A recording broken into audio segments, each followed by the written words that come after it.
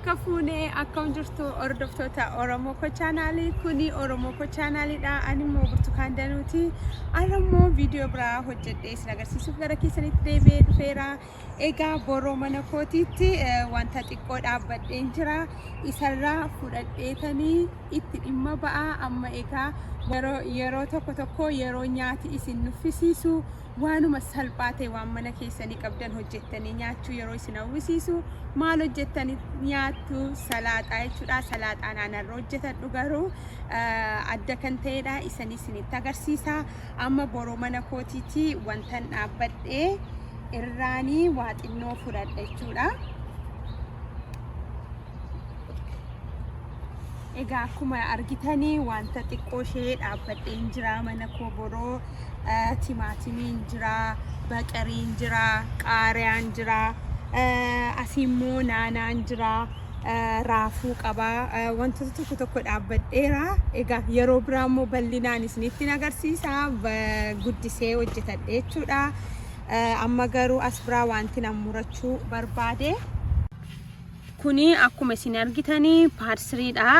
Gatii deebi'ee biqiluu fi asii bukkee isaarraan kutadha. Yeroo biraa yoo mana bukkee dhaabbattan isinis yoo akkas gootanii ammas deebi'ee baafata wanta ta'eef irra keessa isaarraa isa qaqqabee akkasitti murattanii itti dhimma baatu. Maaliif deebi'eetu margaa jechuudha, hin baafata jechuudha wanta ta'eef kuni eega irraa murannee gatuu hin qabnu isinitti mul'ata.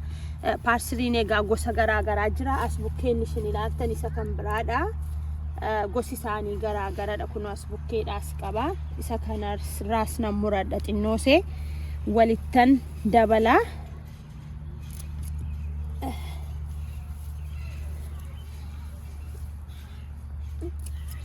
Akkuma isin ilaaltanii isa kanarraas xiqqoo itti dabaladhee argitanii gosi isaa garaagara fakkaata. Gosa garaagaraati garuu tokkumadha. Paarsiriimadha lammanuu.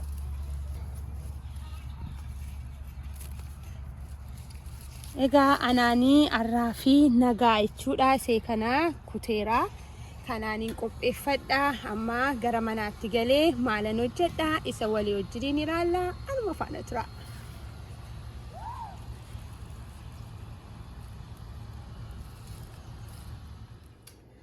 Egaa kunoo waan hundumaa miicee qulqulleeffadhee gara keessanitti dhufeera. Wantoota na barbaachisan eegan isinitti himee booda gara hojii isaatiitti darbaa. As biraa akkuma argitanii shumburaadha jechuudha. Kuni shumburaa kan akkasitti affeelamee jechuudha. Affeelamaa isaadha kan ashagamee jirudha. Anarra isan gargaarama. Garuu akkuma beektanii kunoo shumburaa dubbeessa jedhanidha. Kun shumburaa isa jisaa gurguddaa yoo biyyaa akkas affeelamaa isaa argachuu baattanillee affeeltanii miicitanii yennaa hojjetattan gaariidha. An garuu kanan keessaa baasee qulqulleessee miiceen qopheeffadhee. As biraa shunkurtiin qabaa, loomii, timaatimii, qaariyaa isa kan faranjiin gargaarama. Qaariyaa isa gurguddaa jechuudha. Gosa 3-4 ijaaf akka bareedutti yoo itti godhattanii hin bareechaa. As biraa soogiddan qabaa, zayitiin qabaa, black pepperidha kuni yookaan immoo qunda barbaree jechuudha. Qodaan itti qopheessee godhadhudha. As biraa immoo paarsirii koo miicee qopheessee sansila mura jechuudha. Isaan kanaaniin hojii koo hojjetadha. Oromoo Ko chaanaal like, share, subscribe gochuu hin dagatina. Egaa akkamittiin qopheeffadha, akkamittiin mummuree qodaa tokkotti naqadhee walitti mi'eessee itti dhimma ba'a. Anuma faana ta'aatii ilaala.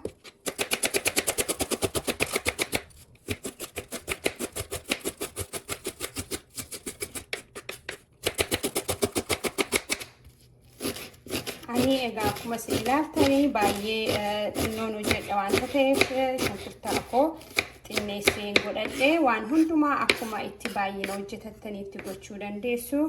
Kanatti aansee timaatimii koo muraa. Timaatimii keessanis shifeessaa fi muraa.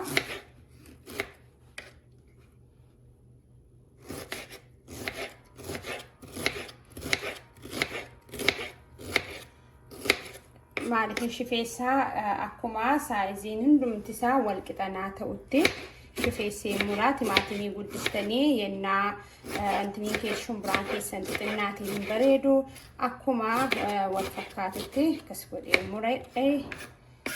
Kuno timaatimii koo mummureera. Amma immoo qaariyaa muradha.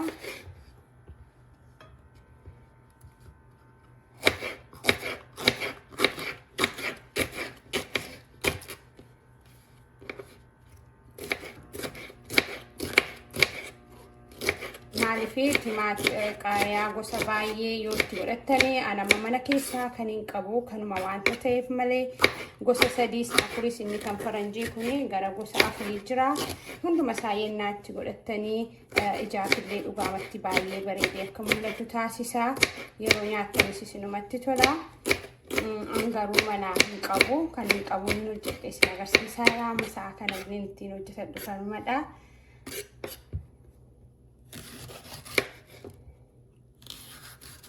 Ija isaa ittiin godhina. Ija yennaa qabaate ija isaa keessaa baasuun gaariidha.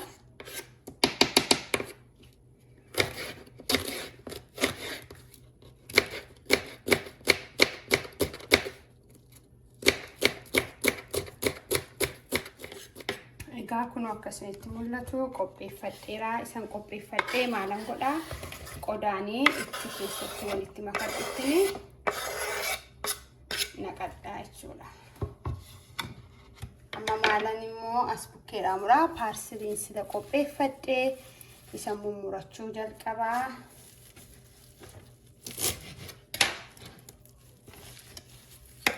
Miiceera akkuma isinitti himee.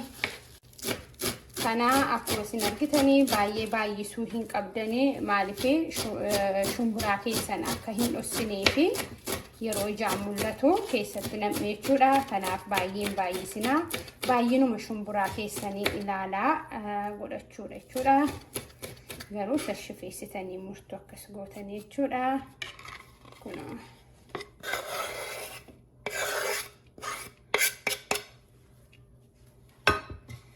kanatti aansee maalan godhadhaa loomii kananii kutee kanatti cuunfadhaa jechuudha. Kanatti aansuudhaanii akkuma isinitti himee loomiin itti cuunfadha jechuudha. Loomii fireeshii natti tolaan itti godhadhee isin immoo waanuma barbaaddanii itti gochuu dandeessu.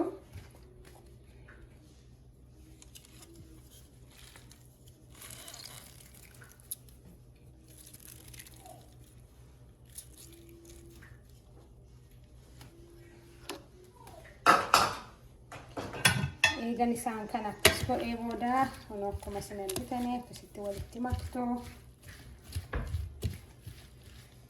Kanatti aansuudhaanii zayitii xiqqoo ishee zayitii baay'een baay'isinaa.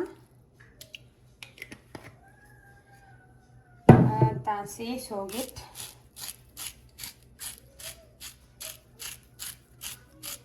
amma fedha keessanii akka baay'inuma isaatiitti godhattu soogidasii. Asbraa black pepper tu isinitti nimin kani lafee qullubbii baay'ee barbaada. Qullubbii yennaatti godhatan bareedaadha. Ani egaa ofima kootiinii kanattiin tumee ammaan qodaa waan xinnoo kana hidhee maashinii baasu jedhee isinis akkasumatti itti gargaaramuu hin dandeessu. Baay'ee urgeessaa qullubbiitti godhachuu garuu inni irraanfatina. Amma argitanii isaan kana eega akkas goonee booda kunoo san sila qopheeffadhe san isiniin jedhee san miicee kunoo as biratti godhadhaa jechuudha. Akka inni itti mi'aawu isinitti himuu hin danda'u. Dhugaa qullubbii gaafa itti godhu amma akka inni itti urgaa'e isinitti himuu hin danda'u. Kunootti egaa hojjedhee salaaxaan koo guyyaa irraa kana fakkaata. Dhugaamatti maatiin Oromoo koo chaanaalii kan taatanii itti dhimma ba'aa gargaaramaa baay'ee mi'aa'a. Baay'ee tokko namatti tola. Nyaatillee yeroo nama nuffisiisu haala kanaanii waan salphaa ta'e waan mana keenya keessaa qabnuuni gargaaramnee waan mi'aa'a qaama keenyaafis gaariidha. Yeroo nyaannus baay'ee mi'aa'a. Yeroo tokko tokko haala kanaanii waan addaa nyaachuun namatti tola. Kanaafiyyuu amma dhiyeessee maal akka fakkaatu isinitti agarsiisa. Viidiyoo biraadhaan immoo hangan deebi'ee gara keessanitti dhufutti nagaan fayyaan jaalalli gammachuun bakka jirtanitti isin biraa hin dhibamini baay'een isin jaalladha nagaan naa tura.